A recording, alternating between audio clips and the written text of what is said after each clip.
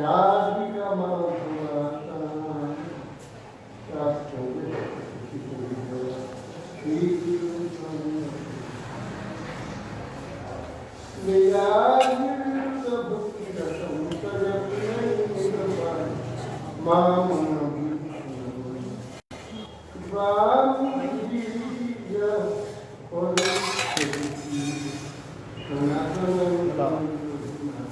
রাধারানীর কপালে ফুল ফুটে গেছে। রাধারানীর কপালে ফুল ফুটে গেছে গো।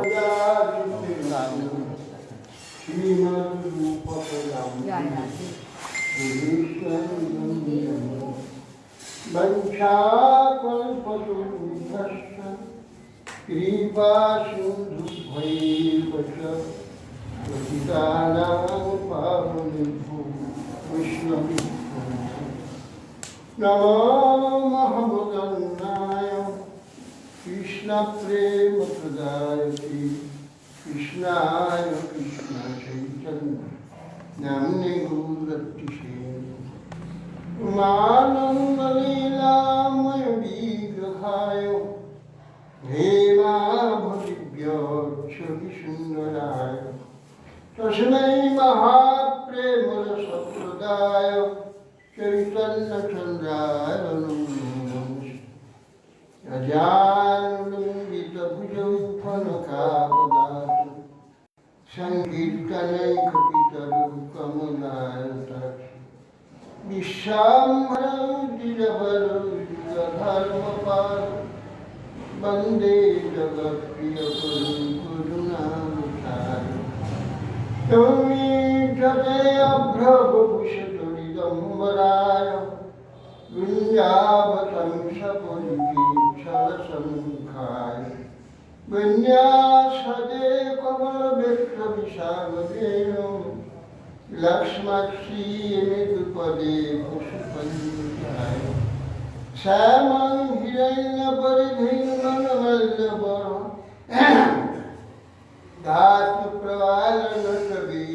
धातुप्रवालनटवीशमनोकृतांश विन्यास्तहस्तमितरेण धुनानभिजन्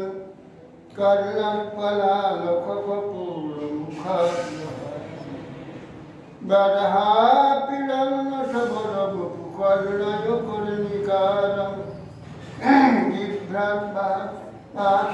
बिभ्राट्बासपनकुटीशं वैजयन्तीं च मालां रन्ध्रावेणधरसुभयां पुष्कुरयनुगोकुलिन्दुयि बिन्दारण्यं सपदरमणं प्राविशन्ति मयि विरचयदन्नं दीनबन्धोदयं वा ज्योतिर्हना भवत्तपातारणाममाय विपदं शतकोटिनिर्भरं बालबम्भ तदपि किलपयुतस्तूयते चासरे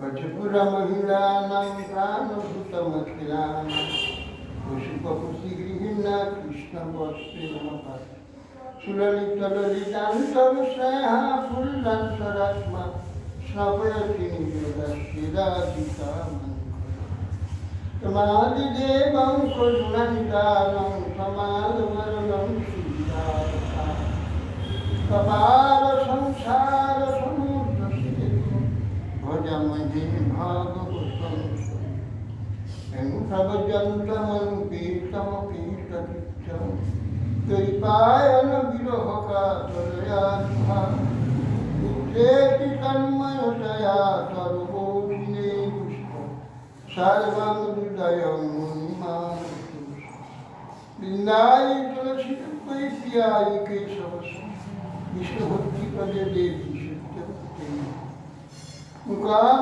करोति वाचालं पुण्डरीकं धरित्रीं तत्कृपास्तमहं वन्दे शिवगुरुं श्री कृष्ण चैतन्य प्रभु नित्यानंद श्री अद्वैत शिवदाधव शिवासादि गौर भक्तवृंद हरे कृष्ण कृष्ण कृष्ण हरे हरे हरे राम राम राम नमस्ते नरसिंहाय प्रहलाद हिरण्यकशिपुर्वक्षशिला नारायणं नमस्कृत्य नरं चैव नरोत्तमं देवीं सरस्वती व्यासं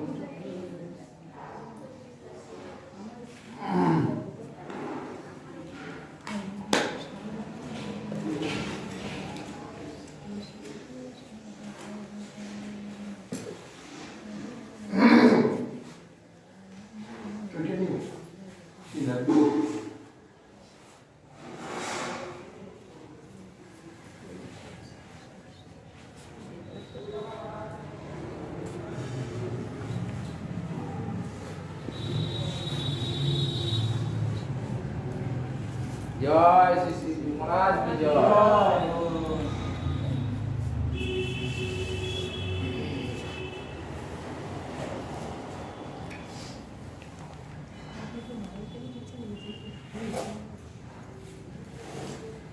नवम स्कंद शेष হলে এবার দশম স্কंद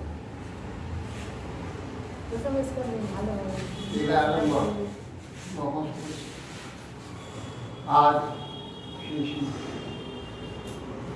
रामचंद्र कविराज আর কি জানো गोपाल भट्ट गोस्वामी आविर्भाव रामचंद्र कविराज तिरोভাব गोपाल भट्ट गोस्वामी आविर्भाव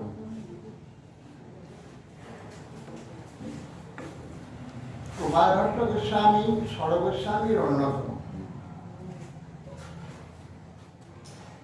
श्रीरूप सनातन भट्ट रघुनाथ श्रीजीव गोपाल भट्ट छयजन महापुरुष षড়গোস্বামী কেন এরা সমস্ত শাস্ত্রের आविर्भाव আছে गोपाल भट्ट आविर्भाव আর रामचंद्र ध्रुव। हाँ तो এই ষড়গোস্বামীর দ্বারা তিনি লুপ্ত তীর্থ উদ্ধার আর শাস্ত্রে যে তীর্থ মহিমা সেটা ভক্তের কাছে প্রচার। এইটা এদের ভাগ ছয়জনের ছিল, এরা এটা করবেন, বৃন্দাবন প্রকাশ করবেন। আর বৃন্দাবনের রসলীলা, ভগবানের লীলা এবং তত্ত্ব আদি এরা গ্রন্থের মাধ্যমে প্রকাশ করে। তো এই গোপাল ভট্ট গোস্বামী তিনি দক্ষিণ ভারতের ব্যক্তি ছিলেন। দক্ষিণ ভারতে মহাপুর যখন তিনি দক্ষিণ ভারত ভ্রমণে গেছেন সেই সময় রঙ্গনাথে বেঙ্কট ভট্টের বিয়েতে ছিলেন। সেই সময় এই গোপাল ভট্ট শিশু ছিল, মহাপ্রভুকে দর্শন করেছেন এবং মহাপ্রভু সেবা করেছেন। মহাপ্রভু এখানে যেমন অপ্রকটের পূর্বে গোপাল ভট্টকে বলেছিলেন যে বৈষ্ণব পিতা মাতাকে ত্যাগ করে সন্ন্যাসী হবে না, আর একবার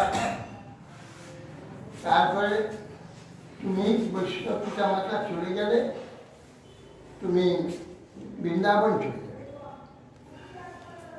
মহাপ্রভু গোপাল ভট্ট গোস্বামীকে একটি আসন, একটি মালা দিয়েছিল। আসন দিয়ে তাকে গুরুপদ নিতে আদেশ করেছে।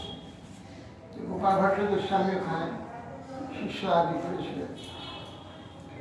তো সেই গোপাল ভট্ট গোস্বামী পিতা বেঙ্কট ভট্ট, এখন তিনি রাধারমণ বিগ্রহে সেবা করতেন। শালক ছোট্ট তার নাম রাধারমণ। একদিন তার কুটিয়ায় কিছু অলঙ্কার, गोपाल नाम नहीं राधा रमन नाम शारदारामेर नाम राधारमण आगे देखिए माने प्रकाश विग्रह माने प्रकाशित हওয়ার আগে এই জন্য বললেন যে কিছু অলঙ্কার দিয়ে গেল, সব মহাত্মাকে দিয়ে যাচ্ছে। ঠাকুরের সেবা করে উঠে দিয়ে গেছে। কিন্তু এই ছোট ছোট অলঙ্কার দিয়েছে। জানে তো আগে দেবী বিগ্রহ ছোট হতো, বড় ছিল না, বড় কেবল গোবিন্দ গোবিন্দ বদল হয়েছে, না হলে সর্বত্র ছোট ছোট বিগ্রহ। স্বয়ং স্নান এইসব করাতো তো ছোট বিগ্রহ। আমাদের গ্রামে ব্রাহ্মণরা অধিকারী, তারা বাবা ওই গোপাল আছে, গোপীনাথ আছে, ছোট ছোট সব ছোট ছোট এই ছোট বিগ্রহ দেখে অলঙ্কার দিয়ে গেছিল। তো উনি বসে বসে ভাবছেন যে আমার বিগ্রহে যে হাত পা থাকছে, তাহলে আমি সুন্দর করে অলঙ্কার করা। আমার বিগ্রহ তো সারা গ্রাম, যে হাতও নেই পাও নেই, যে কিছুই নেই। এবার দুঃখ হয়েছে।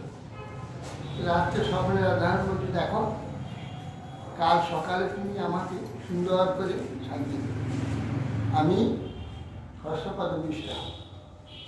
সকালে সে কপাট করে দেখেই না ছোট্ট বিগ্রহ বংশী নিয়ে সিদ্ধা দাঁড়িয়ে সুন্দর করে সব সাজিয়ে, বিগ্রহ খুব সুন্দর।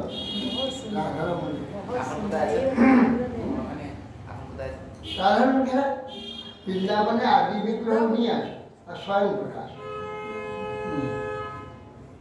এখন রাধারমণ ঘেরা সেই রাধারমণের মন্দির, আর রাধারমণ মন্দির চূড়া নেই, সেই জন্যে মুসলমান আসতে পারেনি, আসেনি, যাকে বুঝতে পারেনি। আর ওই গোবিন্দ গোবিনা মদন উঁচু উঁচু চূড়া আর এসব চূড়াগুলো ভেঙেছে। গোপাল ভট্ট গোস্বামী, শ্রী সনাতন গোস্বামী, তিনি হরিভক্তি বিলাস লিখেছেন। তাকে যথাযথ সাজিয়ে ঠিক মতো করে প্রণয়ন করেছে এই গোপাল ভট্ট। আর নিজেও সৎক্রিয়া সাত দীপিকা, আমাদের যে সংস্কার দীপিকা, এটা উনি লিখেছেন, যাতে আমাদের উপকরণ সংস্কার আদি হয়, হোম হয়, এইসব সন্ন্যাস হয়, এগুলো। পণ্ডিত ছিলেন।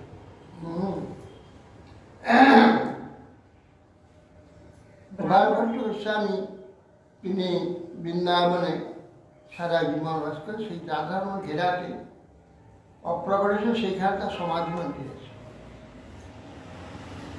তাই মহাপ্রভুর যে সরগোস্বামী, এরা সর্বোপরি মহাকবিদের সম্মান দিত, যারা পণ্ডিত। এবং রূপ গোস্বামী ধারা আমরা সব বহন করি, এর রসের ধারা পৃথিবীতে কেউ প্রকাশ করতে পারে। এরূপ রস রূপ গোস্বামী যা প্রকাশ করেছে, এই জন্য আমাদের রূপানুগ ধারা বলা হয়। রূপানুগ ধারা, রূপের অনুগত ধারা।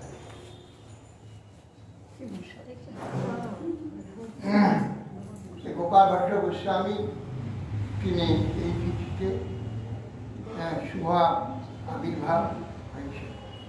তিনি সেই বেঙ্কট ভট্টে গিয়ে আবির্ভূত হয়েছেন, মহাভাগবান মহাপ্রভু দর্শন করেছেন, তার সেবাও করেছেন। এবং রঘুনাথ ভট্ট গোস্বামী তাই করেছেন। মহাপ্রভু যখন কাশীতে ছিল, মহাপ্রভু সেখানে গিয়েছিলেন। কাশীতে সেই ওই তপন মিশ্রে গিয়ে ভোজন করতেন, ওইখানে রঘুনাথ ভট্ট গোস্বামী সেবা আদি করেছে, তার পুত্র। তিনিও এইভাবে মহাপ্রভু দর্শন সেবা আদি করেছেন। তাকেও বলেছেন যে মাতা পিতাকে ছেড়ে সংসার ত্যাগ করে যাবে না, তোমার পিতা মাতার সেবা করবে, ইয়ে দেহ রক্ষা করলে তখন বৃন্দাবন চলে যাবে, বিবাহ করবে না বলে দিয়েছে। রঘুনাথ ভট্ট গোস্বামী কোথায় ছিলেন? কি রঘুনাথ ভট্ট আছে রঘুনাথ বেনারস, কাশীতে। কাশীতে রমানুষ্ঠ এখানে রাখতেন, এখানে ছিল। আর মহাপ্রভু চন্দ্রশেখর গিয়ে থাকতেন, আর তপন মিশ্রের ঘরে প্রত্যেক দিন গিয়ে খেতেন, সেবা করতেন। সেবা। এরা গোপাল ভট্ট গোস্বামী পিতা মাতার মহাপ্রভুর আদেশ পালন করে বৃন্দাবনে গিয়ে সেই পর্যন্ত এখানে ছিলেন, সেইখানে আপনার পাঠিয়েছে।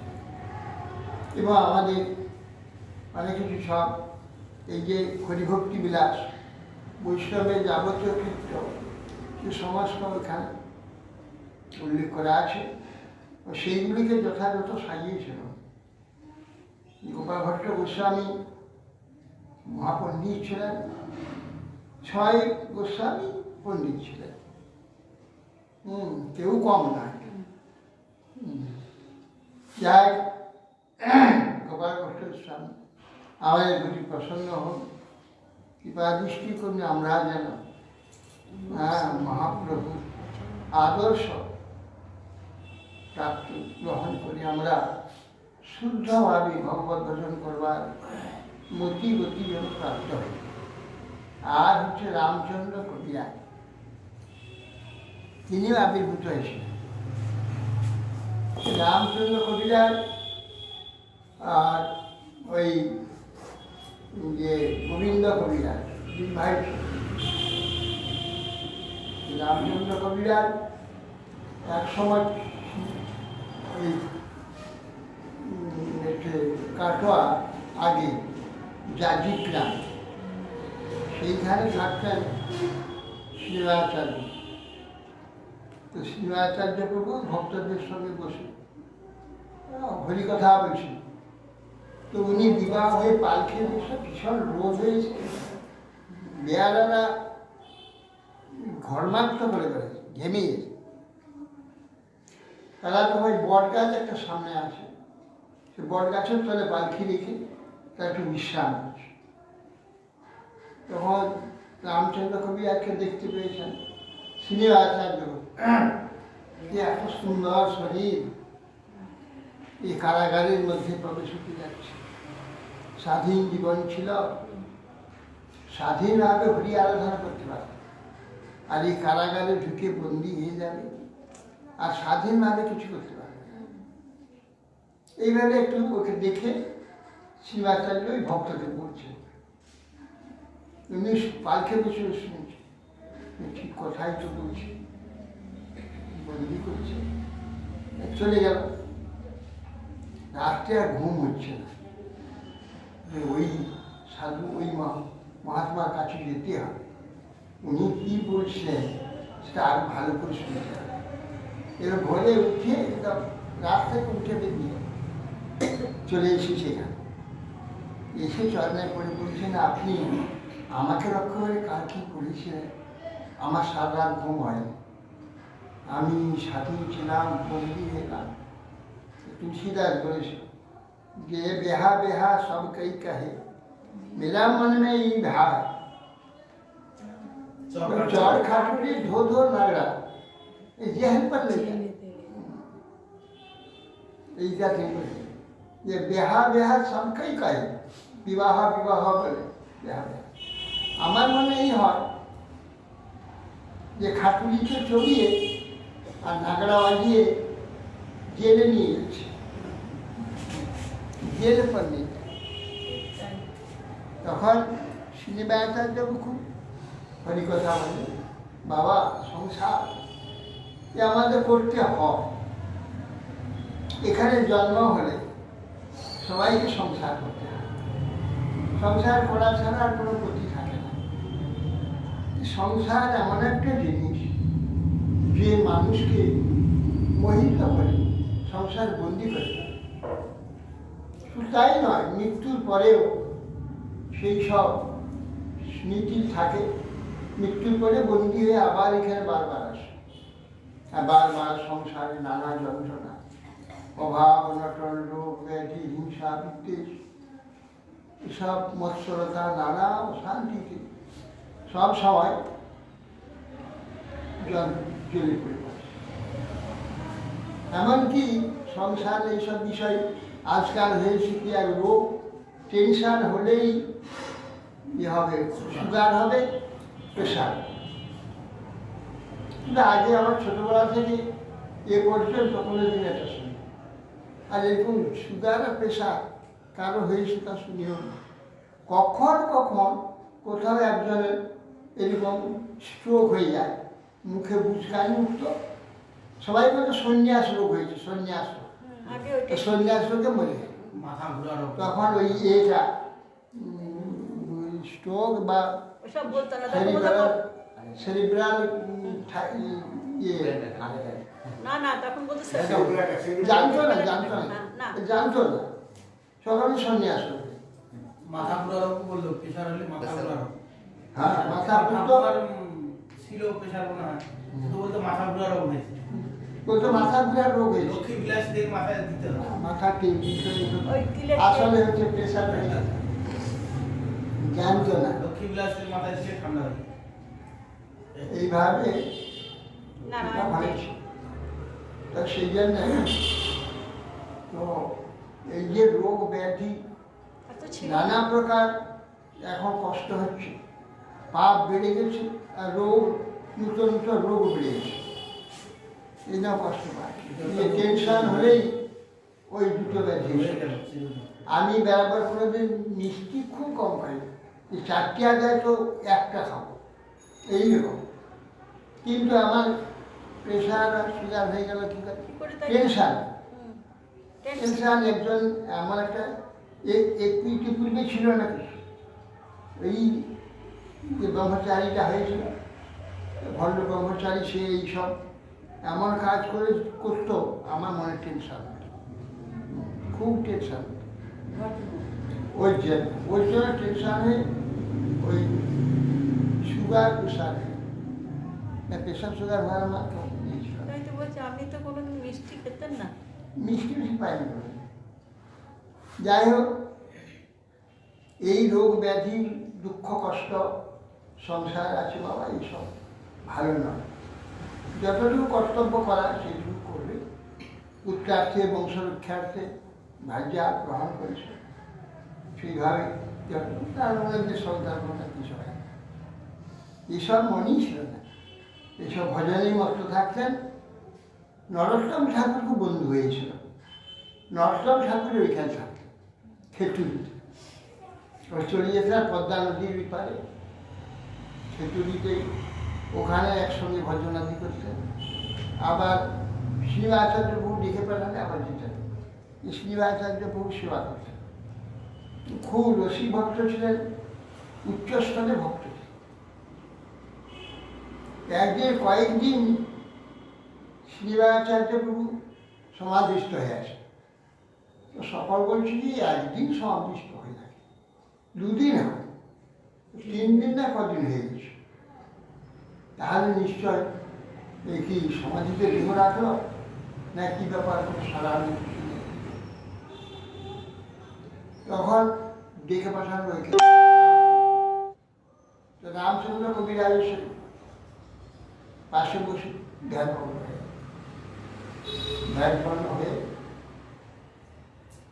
তাকে বললেন, কিছুক্ষণ ধ্যান বাবু সমাধিস্থ হয়ে তাকে বললেন যে এবার সমাধি ভঙ্গ হবে। কি করে? তখন বলছি যে ইনি তো রাধারানীর সখী, রাধারানী এবং সখীদের নিয়ে জল কেলি করছেন, স্নান করছেন পদ্ম পুষ্করিণীতে, চারদিকে পদ্ম গাছ হচ্ছে সেখানে। এখন স্নান করতে করতে ওনার নাকের নোটটা হারিয়ে গেছে, খুঁজে সব সখীরা খুঁজছে, কোথাও পায়নি। 2 দিন ধরে খুঁজছে, পায়নি না, পায়নি। তখন আমার গুরুদেব ওইখানে ওখানে সখী, তিনিও গিয়ে খুঁজছে, খুঁজে ওরা তো সখীরা কোথাও পায়নি। উনি দেখলেন তার পদ্ম ফুটে আছে, তার এর মধ্যে গিয়ে ছিটকে গিয়ে সেই নোটটা জলে ঝাঁপ দিচ্ছে, এ করছে, সব জল কেলি করছে, নোটটা গিয়ে ওই পদ্মের মধ্যে পড়ে গেছে, পাপড়ের মধ্যে। তখন রামচন্দ্র কবিরাজ সখী এসে ওখানে গিয়ে সেইখানে ওই এটা করে গুরুদেবের সখীরা রাধারানী হাতে যে এইটা পড়েছে। তখন সকলে আনন্দ উৎফুল্ল হল, তখনই চলে এলেন। একটু পরে শ্রীবাচার্য ধ্যান মানা কি না, এই রাধারানী এইসব স্ফুরিত হয় নিত্যলীলা। এরা যখন লীলা চিন্তা করে হৃদয়ে সে লীলাটা স্ফুরিত হয়, স্ফুরিত হয়েছিল, এই জন্য দেরি হয়ে গেছে। তারপর এইভাবে শ্রীনিবাসাচার্য প্রভু রামচন্দ্রকে নিয়ে বৃন্দাবন আসতেন, বিভিন্ন জায়গায় যেতেন, ডেকে আসতেন, তারপরে চলে যেতেন নষ্টম ঠাকুরের সঙ্গে থাকতেন। একবার বললেন যে রামচন্দ্র আমি আবার বৃন্দাবন যাবো, চলো। এখন বৃন্দাবন গেলেন, গিয়ে শ্রীনিবাসাচার্য প্রভু ওইখানে ধরে রাখলেন, গুরুদেবে রাখলেন, রামচন্দ্র ধরে গুরু শিষ্য একবার গেলেন। আর এখানে নষ্টম ঠাকুর কি বিলাপ করেছেন, শ্রীনিবাস না আসিল রামচন্দ্র না আসিল, রামচন্দ্র সঙ্গ মাগে নরোত্তম দাস। এই যে সব রামচন্দ্র বিরহে একসঙ্গে ভজন করতেন। এই রামচন্দ্র কবিরাজ, তিনি শ্রীনিবাসাচার্য শিষ্য ছিলেন। পরবর্তীকালে গোবিন্দ কবিরাজ ছোট ভাই, তাকেও শিষ্য করেছেন। ও ছিল চণ্ডী ভক্ত। কেন ওর মা যখন প্রসব করে তখন খুব কষ্ট হয়েছিল, তো চণ্ডী দেবীর ঘর থেকে জল নিয়ে খাইয়ে দিত ওর মাকে, সুপ্রসব হয়ে গেল। আর ছেলে যেই বড় হলো, তার ভাই বৈষ্ণব, বাবাও বৈষ্ণব ছিলেন, ও কিন্তু ওই চণ্ডী মা ছাড়া কিছু না। আর চণ্ডী মায়ের খুব সেবা, চণ্ডী মঙ্গল গাইত, চণ্ডী সব মঙ্গল লিখত, এইসব তারই ছিল। আর ইয়ে বলছিল রামচন্দ্র কবিরা যে ভাই আমার দু ভাই, আমরা বৈষ্ণব হবো, তুই হরি ভজন কর। আমার গুরুদেবের কাছে দীক্ষা, না না আমি মাকে ছাড়া অন্য কিছুই জানি না, কাউকে জানি। এইভাবে একদিন শ্রীনিবাসাচার্য প্রভু গৃহে এসেছিল। ওই চণ্ডী মন্দিরে তাকে আহ্নিকের আসন করে দিয়েছিলেন। তো উনি ওইখানে তিলক তিলক করে আহ্নিক করছেন। আহ্নিক করে দেখলেন তার সাথে ফুল, চন্দন, তুলসী, শালগ্রাম আছে। ও তাহলে তো এখানে পূজা করে দেওয়া যায়। এই বলে চন্দন, তুলসী আদি দিয়ে শালগ্রাম পূজা করে ভোগ দিয়ে চলে গেছেন। আবার তার যে চণ্ডী পূজা করে যে ব্রাহ্মণ, সে ব্রাহ্মণ এসেছে, এসে সে তো ওই সব ফুল, চন্দন আদি দিয়ে চণ্ডীর পূজা করেছে, চণ্ডী প্রসন্ন হয়েছে। সেই দিন ছিল ওই গোবিন্দ কবিরাজের মৃত্যুর দিন, মানে আগন্তুক মৃত্যুর দিন ছিল। সেই যে মৃত্যুর দিনে এসেছে, মৃত্যু এই অবস্থা মা মা মা মা করছে, চণ্ডী দেবী এসেছে বলে গোবিন্দ তুমি আজ থেকে কৃষ্ণ ভজন করবে, তোমাকে আমি পরমায়ণ দিয়ে গেলাম, তোমার আজকে শেষ ছিল চলে যেতে, আমি বাঁচিয়ে দিতাম, তুমি এরপরে হরি ভজন। তারপর ভালো বেঁচে গেল, বেঁচে গিয়ে তখন বলল যে আমি দীক্ষা নেব। এইবার শ্রীনিবাসাচার্য প্রভুর কাছে গিয়ে এই দীক্ষা নেব। হ্যাঁ, উনি তো ভক্তি দেবী উনি তো ভক্তি দেবী। কারণ এ দেখে প্রসন্ন হলে কারোর প্রতি, তাকে হরি ভক্তি দেয়। এই জন্যে ওই তখন এই গাইতে তখন বৈষ্ণব হয়ে ভজ হুরে মনস, ভজ হুরে মনস শ্রীনন্দনন্দন অভয় চরণার বৃন্দরে, এই গানেরই এই গোবিন্দ। অতএব কোনো একটা সুযোগ হয়ে গেলে, সম্বন্ধ হয়ে গেলে, তাদের ভগবানের প্রতি তাদের শ্রদ্ধা হয়। আমি এখানে পাঠ করতাম, একজন ইয়ে পাঠক, এইখানে মল্লিক আমাদের এই ছিল, সদস্য ছিল ওই পাকা দুর্গা মন্দির দিতে পারি, এই দুর্গা মন্দির অসীম মল্লিক। হ্যাঁ, অসীম মল্লিক। অসীম মল্লিক, ওর বাড়িতে আসতো একজন ভদ্রলোক, তার নাম হচ্ছে গোবিন্দ ভট্টাচার্য, ওর যে মামা গোবিন্দ ভট্টাচার্য, কেউ পাঠ শুনতে আসতো। সে বলছেন যে আমার নাম গোবিন্দ ভট্টাচার্য, আমার দাদার নাম হচ্ছে দুর্গাপদ ভট্টাচার্য, শ্যামাপদ, আমার 7 ভাই। দুর্গাপদ, শ্যামাপদ, রমাপদ, তার কালীপদ, তারপরে এইরকম 6 জনের সব দেবী নাম। ওর নাম দিয়েছে গোবিন্দপদ, গোবিন্দপদ ভট্টাচার্য। দেখুন আমার যে 6 ভাই, সব দেবীর নাম, সবাই দেবী ভক্ত, আর এই শক্তি মন্ত্র দীক্ষিত। আমার নাম লিখেছে গোবিন্দপদ, আমি কৃষ্ণ মন্ত্রে দীক্ষিত, আমি কৃষ্ণ ভজন। আমি নামের এরকম মহিমা, নামের এরকম নাম দিয়ে দিয়ে আবার নামের প্রভাবটা পড়ে যাবে। এই জন্যে সেই গোবিন্দ কবিরা নাম দিয়েছে, গোবিন্দ বৈষ্ণবেরা গোবিন্দ গোবিন্দ নাম দিয়েছে, রামচন্দ্র আর গোবিন্দ, 2 ভাই নাম দিয়ে। কিন্তু ইনি এই দেবীর প্রভাবে দেবী ভক্ত হয়েছে, পরে দেবীর আশীর্বাদে কৃপাতে উনি আবার বৈষ্ণব হয়ে।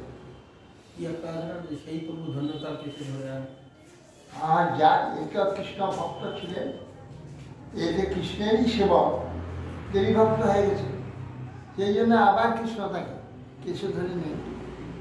যাই আজকে সেই রামচন্দ্র কবিরাজের শুভ আবির্ভাব তিথি। রামচন্দ্র কবিরাজ রাজা, আমি বলছি তিরোভাব, এরাও যার আবির্ভাব। কি দেখলেন না আবির্ভাব বলতে রামচন্দ্র তিরোভাব। উনি ওই বৃন্দাবনে গিয়ে গুরুদেবের সঙ্গে গিয়েছিলেন, ওইখানে দেওয়ালে গেছেন। উনার সমাধি আছে, রামচন্দ্র কবিরাজের সমাধি আছে, শ্রীনিবাসাচার্যের সমাধি। যা হোক আজকে এই মহাপুরুষের চিরভাব থেকে তিনি প্রসন্ন হন। এরা যদি প্রসন্ন হন তাহলে আমাদের হরিভক্তিতে চিত্ত ঠিক থাকবে, নাহলে চঞ্চল হয়ে যাবে। যাই আজকে এই 2 মহাপুরুষের আবির্ভাব আর চিরভাব, এরা প্রসন্ন হন।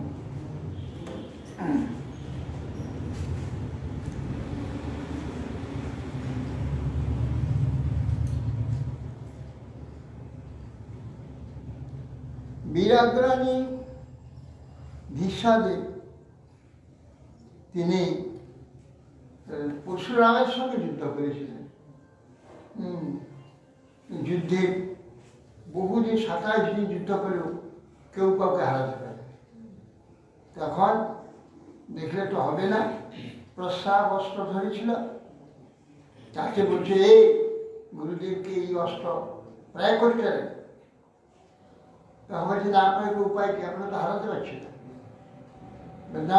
এমন সব ব্রহ্মা প্রকাশন, ব্রহ্মা বলছে বিশ্বদেব বিশ্ব গুরুদেবকে এটা করতে না, কিন্তু পরশুরাম তুমিও হার মেনে না, পরাজয় স্বীকার করে না।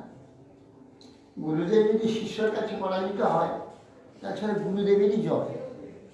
তোমার মন্ত্র নিয়ে তো যুদ্ধ করছে, তোমারই শিক্ষায় শিক্ষিত, সে তোমাকে হারিয়ে দিচ্ছে, এটা গর্বের বিষয়, অপমানের বিষয় না। গুরুদেব যদি শিষ্যের কাছে হেরে যায়, তার বিদ্যাতে সে হেরে যায়, তাহলে তারই তো জয়। অথচ তোমার পরাজয় স্বীকার, বা পরশুরাম পরাজয় স্বীকার বিশ্বের কাছে। বিশ্বকে বলেছিল জানো আমি কে, বলে আমি জানি আপনি পরশুরাম, আমি জানতো আমার ঠিক কার্য জানো তো, হ্যাঁ 21বার আপনি নিক্ষত্র করেছিলেন, তুমি জানো তো, বলে জানি, তখন তো বিশ্ব জন্ম হয়নি, জন্ম হলে ও হতো না, তার কালকে পরীক্ষা করা পরের দিন যুদ্ধ হবে, 27 দিন যুদ্ধ, কিছু হয় পরশুরামের দেশ নষ্ট হয়ে গেছে, তখন তো পরশুরামের দেশ নষ্ট হয়ে গেছে। তাই না, তথাপি অষ্টবিদ্যা আছে না,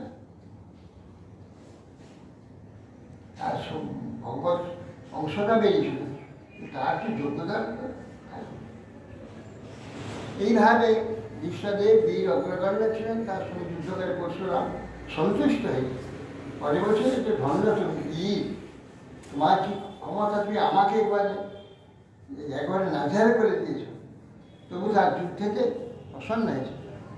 মৎস্য গর্ভার গর্ভজাত গন্ধার গর্ভজাত পরিবর্ত পরিপালিত পিতা সেই সত্যবতী গর্ভে চিত্রাঙ্গদ ও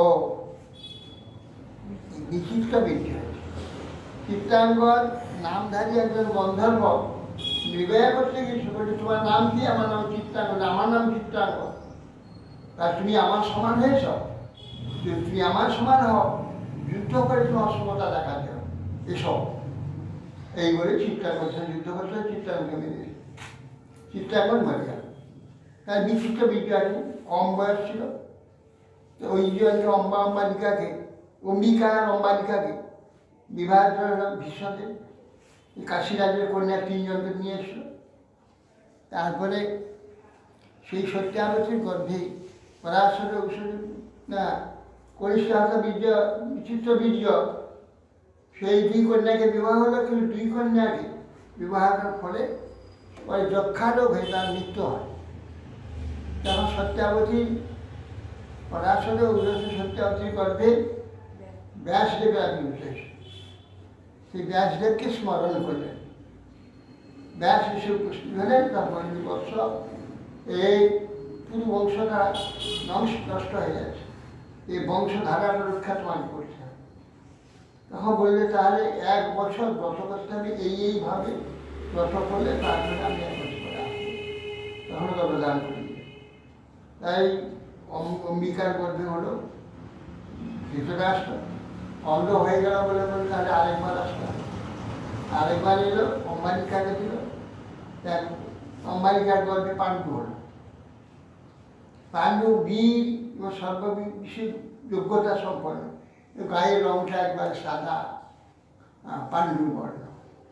পাণ্ডু সাদা ধপধপে, যেমন ওই সেতি হলে যেমন হয় গায়ের রং, বিদেশি যারা সাদা হয় সেতি, সেই রকম পাণ্ডুর গায়ের বর্ণ চলছে সাদা। না বিদেশিদের মতন না, সেটি আর সাদা আছে আলাদা। সেটি রোগের মতন। এটা রোগ নয়, কিন্তু গায়েটা সাজানো। এই জন্য বলি স্যার এ তো ঠিক হলো না। ঠিক একবারে সুন্দর পুরুষ হবে এমন একটি সন্তান দিতে হবে। তাহলে ওরা তো 2 জন আছে, আর যাবে না।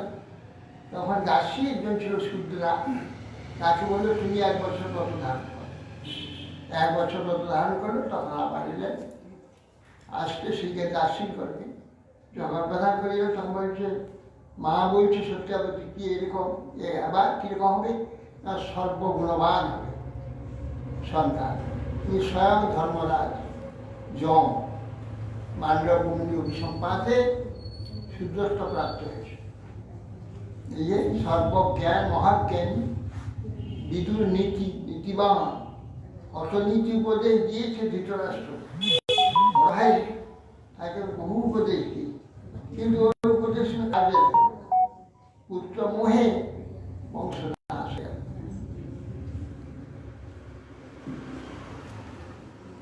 ক্ষেত্রে অপ্রদর্শ বৈভ্রাতু মাত্রোক্ত বাদারায়ণ ধৃতরাষ্ট্রঞ্চ পাণ্ডুঞ্চ বিদুরাঞ্চ পরিণত। এইভাবে মাতার আদেশে ব্যাসদেবের রৌদসে নিঃসন্তান ভাষা বিচিত্র বীর্যের পত্নী অম্বিকা, অম্বালিকা, ধৃতরাষ্ট্র, পাণ্ডু, বিদুর এই 3টি পুত্র উৎপন্ন করে। গান্ধার ধৃতরাষ্ট্র যজ্ঞে পুত্র শতম নিব তত্ত্ব দুর্যোধন জ্যেষ্ঠ দুঃসরা চাপি কন্যাকা। বলছেন গান্ধারী ধৃতরাষ্ট্র গান্ধারীর গর্ভে শতপুত্র হয়েছিল। শতপুত্র কী করে হয়েছে? একটা ডিম্বের ন্যায় প্রসব করেছিল। সেইটা ভাঙার পর দেখে ছোট ছোট সে বাচ্চা, এই মানুষের আকৃতি, এই 100 ছিল। সেগুলিকে পালন করে আস্তে আস্তে মানুষের ন্যায় শিশুর সব হয়ে গেল। তারাই 100 হয়েছে। মহারাজ কোনটা বড় ভাই কোনটা ছোট ভাই বুদ্ধি করে? হ্যাঁ হয়। হ্যাঁ, বড় ভাই কোনটা ছোট ভাই বুদ্ধি করে? সেগুলো যখন ডিম্ব প্রসব হয় ভেঙে যাচ্ছে, প্রথম যেটা বেরোলো ওইটাই বড় হয়, তারপরে যেটা হয় পর। আচ্ছা বেশ, তা যদি হয় তাহলে একটা মহকুমায় আপনি যখন প্রমাণ করছেন যেটা আগে হচ্ছে সেটা ছোট, যেটা পরে হচ্ছে সেটা বড়। হ্যাঁ। তারপর ও যেটা পরে সেটা আজ হিরণ্যকশি, হ্যাঁ হিরণ্যাক্ষ, হিরণ্যকশি। হিরণ্য প্রথম যে গর্ভায় প্রথম যিনি গর্ভে গেছে ডিম্বি ওই কি বলে জলায়ুতে প্রবেশ করে যেটা, তারপরে তলায় যাচ্ছে, তারপরে আরেকটা পরে প্রবেশ করে। যেটা পরে যে সেটা আগে প্রথমে হচ্ছে। যেটা প্রবেশ করেছিল সেই হিরণ্যকশি, পরে প্রবেশ করেছে যে হিরণ্যাক্ষ। ওটা আমরা কিন্তু পুরাণে জন্ম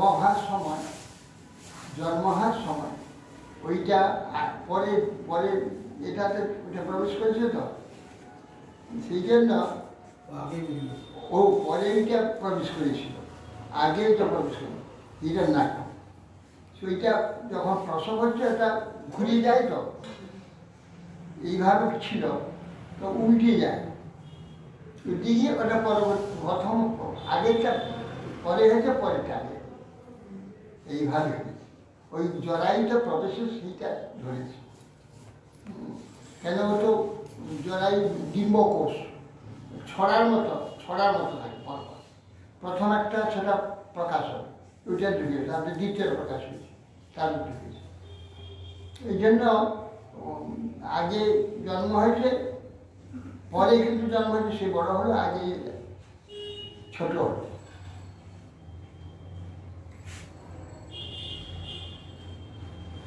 সাপান মৈথুন রুদ্ধ পাণ্ডকুঞ্জা মহারথ জাতা ধর্ম লীরেন্দ্র যুধিষ্ঠির মুখ্যাশ্রয় নকুলা সহদর্শ মাদ্যান নাসত্ব দশ্রয় দুর্বদ্যাং পঞ্চপুত্র পুত্রাষ্ট পিতর।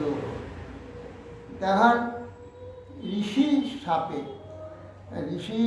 সাপগ্রস্ত হয়ে পাণ্ডু, মৈথুন বিরত আছে। এই জন্য পাণ্ডু এ করতে গিয়ে কি বলে ওই বিক্রয় করতে গেছিল, সেখানে হরিণ আর হরিণী মৈথুন দেখে তাকে তীর মেরেছিল, কিন্তু সেটা গন্ধর্ব ছিল। কেউ অভিসম্পাদ তুমি মৈথুনরত অবস্থা কাউকে হত্যা করতে নেই, আর তুমি হত্যা করেছো, তোমাকে অভিসম্পাদ দিচ্ছি, তুমি মৈথুনের সময় তোমার মৃত্যু অভিসম্পাদ। এই জন্যে উনি এই কার্যে বিরত ছিলেন। তখন বললেন কুন্তিকে, তুমি অন্যের দ্বারা আমার ক্ষেত্রে সন্তান উৎপন্ন করো, যে আমার বংশক্ষেত্র। পাণ্ডুর আদেশে কুন্তি দেবী একবার দুর্বাসা ঋষিকে খুব সেবা করেছে। দুর্বাসা ওর সেবাতে খুব প্রসন্ন হয়ে বলছে, তোমাকে আমি বর দেবো, তুমি দেবতাকে আহ্বান করবে, দেবতা তোমার নিকটে চলে আসবে। তখন ওই করেছিল, তখন 4টি বর তোমাকে আমি 4টি দেবো, 4 জনকে আহ্বান করতে পারবে, 4টে দেবতাকে আনবে। তো সেই বর দিল।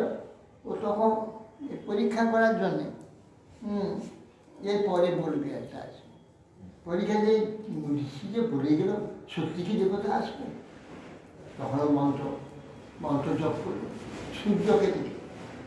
তখন সূর্য এসে সব উপস্থিত। পুরো আমি পরীক্ষা করার জন্য মন্ত্র করেছেন, আপনি যান, দয়া করে আপনি যান, আমার বিশ্বাস হয়ে দেবতা নিয়ে খেলা করবে না।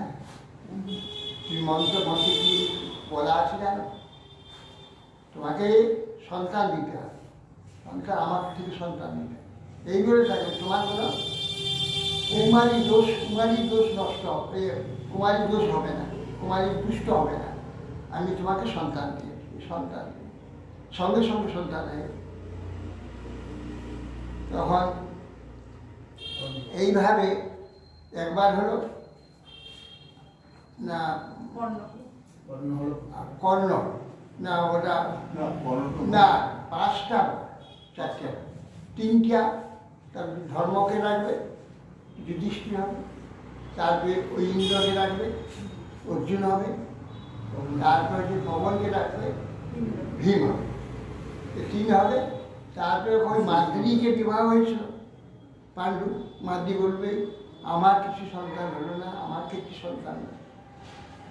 তখন ওর একটা, তাহলে একটি সন্তান মাত্র হবে, তুমি তা তো হবে না, সেই জন্য অশ্বিনী কুমারকে রাখো, যুগ্ম, ওরা যুগ্ম, দুই অশ্বিনী কুমার। তাই হিসেবে সেই অশ্বিনী কুমারের নকুল সহজে করো, মাদ্রি করে, মাদ্রি দিয়ে গেল, দিয়ে স্বামীর সঙ্গে সহমৃত হলো, মাদ্রি কুন্তিকে দিয়ে গেল দুই পুত্র। সেই দুই পুত্র ছোটবেলা তখন তো জানে না কিছু, সেই অবস্থায় কুন্তি এত স্নেহে ওদের মানুষ করেছিল, ওরা জানে কুন্তি আমার মা। নকুল সহজে, বিশেষ করে সহজে একবার জীবন ছিল মা, মা ছাড়া একদম থাকতে পারত কুন্তি দেবী আছে। এই জন্য এরা দুই মায়ের করে জন্ম হলে এক মায়ের ছেলের নেয়, তাদের ভাব ছিল। পাঁচ পঞ্চপালে পাঁচ ভাই বোন। হ্যাঁ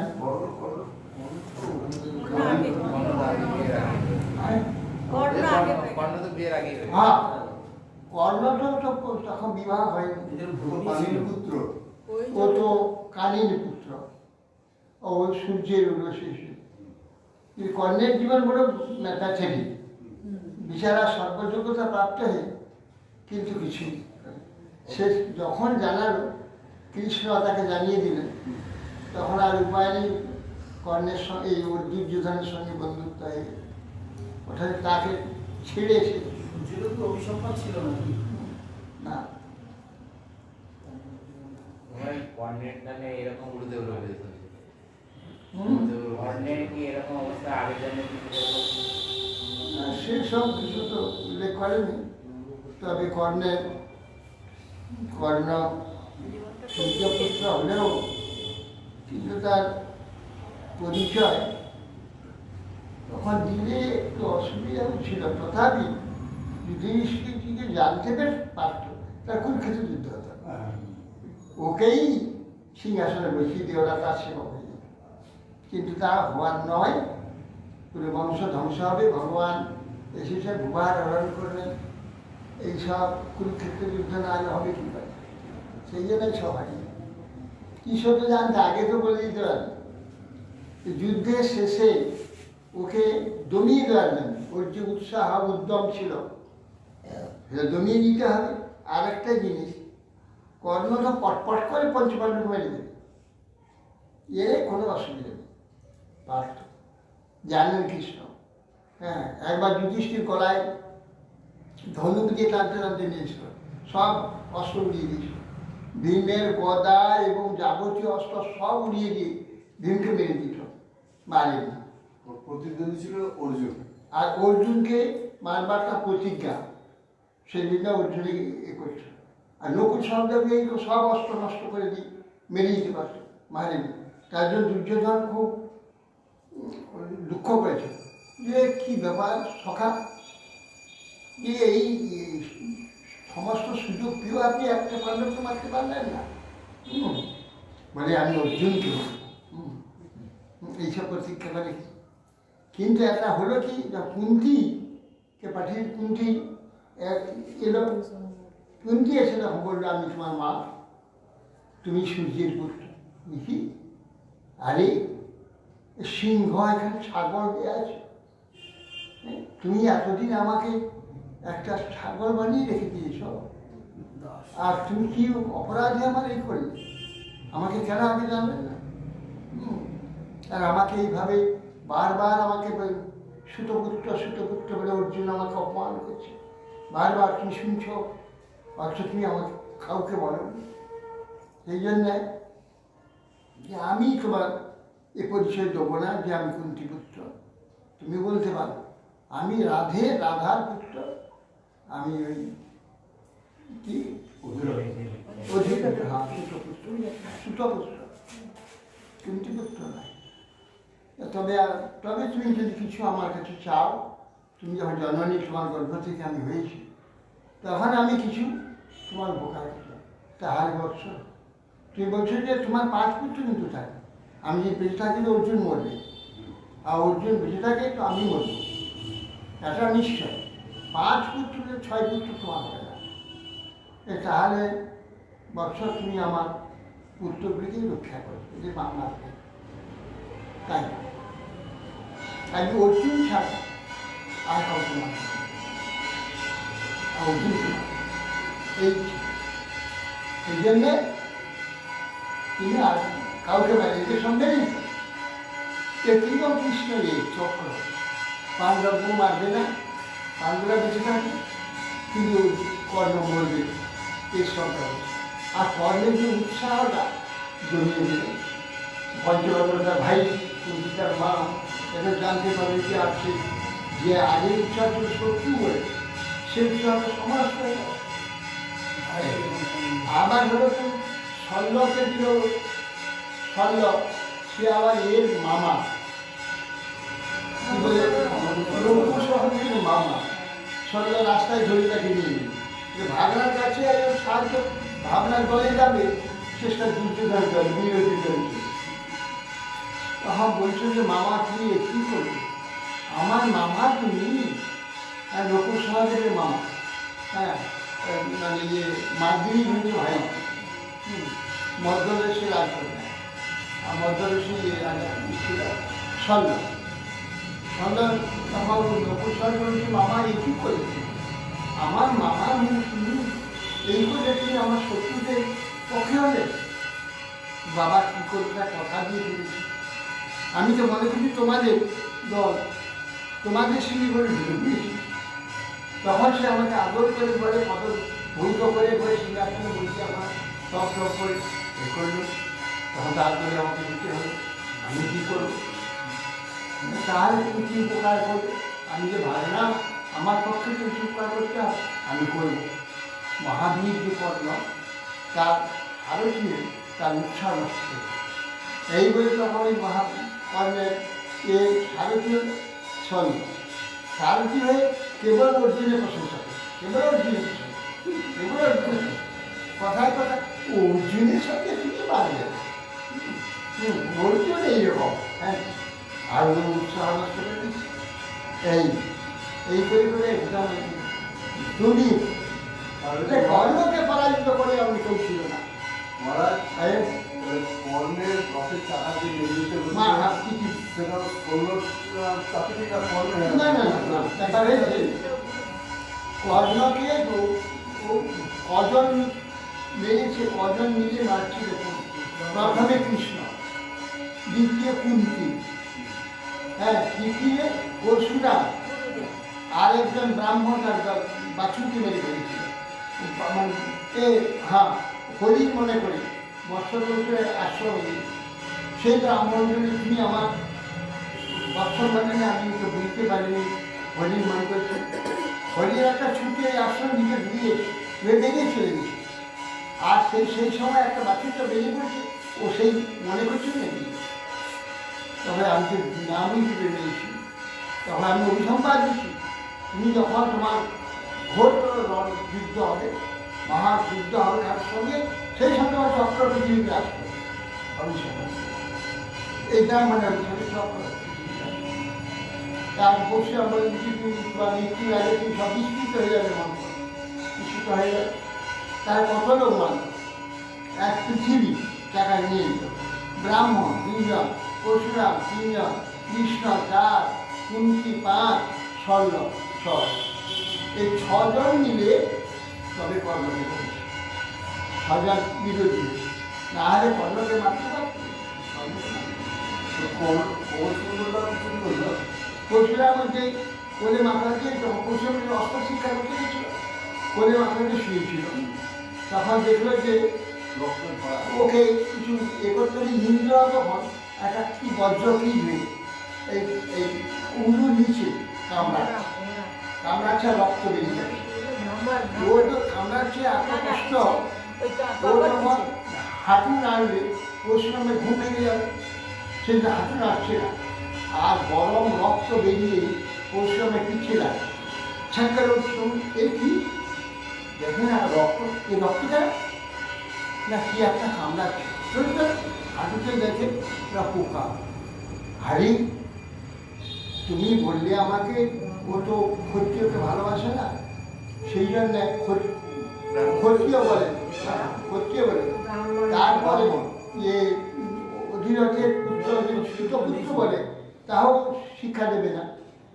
ক্ষত্রিয় ছাড়া শিক্ষা, ব্রাহ্মণ আর ক্ষত্রিয় ছাড়া কাউকে শিক্ষা দেবে না। আর ওই যে ওই সুতপুত্র বলবে শিক্ষা দেবে না। সেই জন্য বলে আমি ভৃগুবংশীয়, পরশুরামকে বললো ভৃগুবংশীয়, মানে ব্রাহ্মণ, ভৃগুবংশী ব্রাহ্মণ, ব্রাহ্মণ বলেছে। তখন বলছে যে তুমি ব্রাহ্মণ, ব্রাহ্মণের কোমল শরীর, সে অত কষ্ট সহ্য করতে পারবে না, অন্তত হাঁটুটা নাড়ো, তুমি একবার হাঁটু নাড়ো না, আর আমি রেদার ঘুমোচ্ছি আর এত ঘাম দিয়ে কষ্ট করে দিয়েছি, কে তুমি বলো, সত্য কথা বলো। তুমি মিথ্যা কথা বলছো, তুমি ক্ষত্রিয়, তুমি কখনো ব্রাহ্মণ নও, ক্ষত্রিয় ছাড়া এ সহিষ্ণুতা অন্য কাজ হবে না, তুমি ক্ষত্রিয়, হ্যাঁ তুমি মিথ্যা কথা বলছো, মিথ্যাবাদী তুমি, বা কবি সম্পাদ দিচ্ছি, আমি যা বিদ্যা দিয়েছি তোমার অন্তিম সময় সব বিদ্যা ভুলে যাবে। পরশুরাম বলছে এই এতগুলো লোক মিলে তবে কর্ণকে ধরে। কর্ণ সূর্যপুত্র যা বীর, ওকে হারাবার ক্ষমতা কারণ ছিল। এরাও তো দেবতারই পুত্র। এরা দেবতার পুত্র, কিন্তু সূর্যের পুত্র মহাশক্তি। ইন্দ্র তো সাহায্য করলো মারতে গেলে, খবর ছিল, পূর্বার খবর ছিল। কবচ করলো, হ্যাঁ, ইন্দ্র আছে। আবার হ্যাঁ, আবার ইন্দ্র একজন আছে, সাতজন। ইন্দ্র এসে কবচ নিয়েছিল, এখানে এসে এসে তার 7 জন মিলে গেছে। তা না হলে কবচটা থাকলেও পারত না। সূর্যদেব কবচ দিয়েছিল, সেই যে কবচে কার মারার ক্ষমতা ছিল, ইন্দ্র এসে কবচ ভিক্ষা করে। আর এমন দাতা ছিল যার জীবন স্বরূপ কবচ, সেইটাকে দিয়ে দিল। আমি হচ্ছে দাতার কর্ম। একজন দাতা, নিজের ছেলেকে নাকি সেটা একটা কল্পনা কিন্তু জানি, এটা তো মহাভারতেও দেখা যায়, ওটাই বাংলা ভারত মহাভারতে আছে।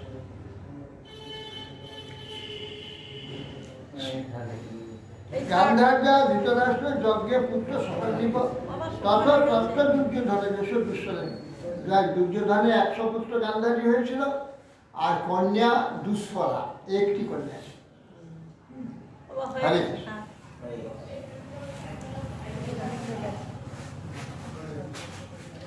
দিন হয়ে যাচ্ছে অনেক।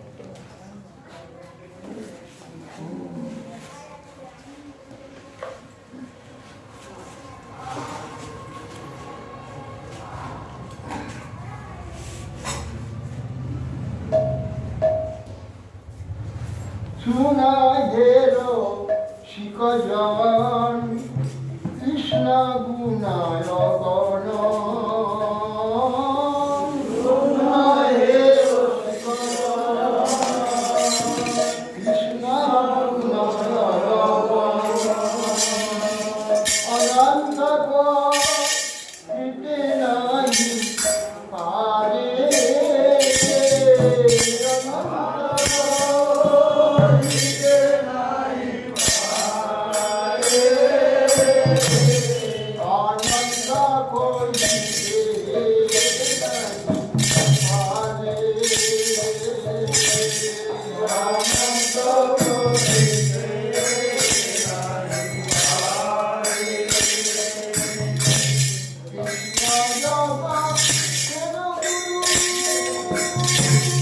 Krishna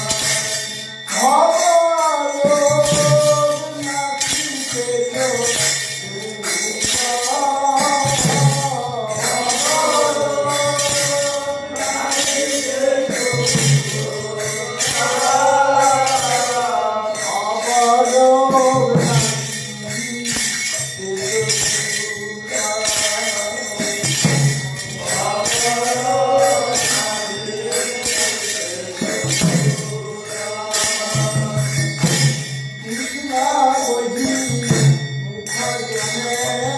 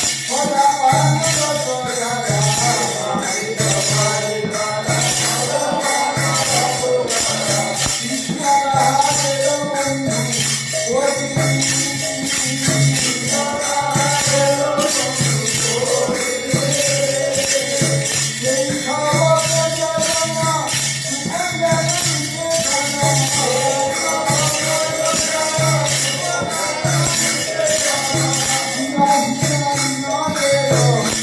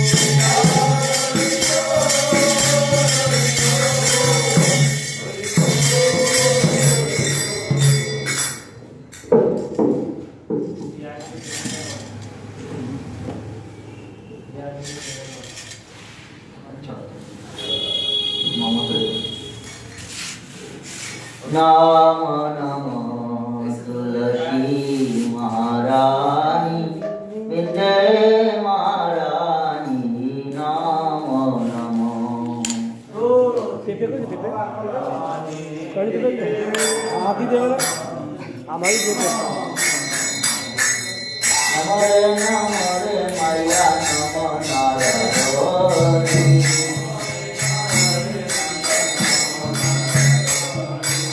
রাম রাম মহারানী হে মায়া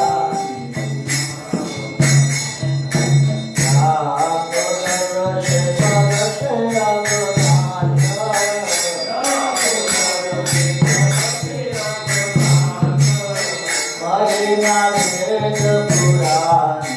Bye.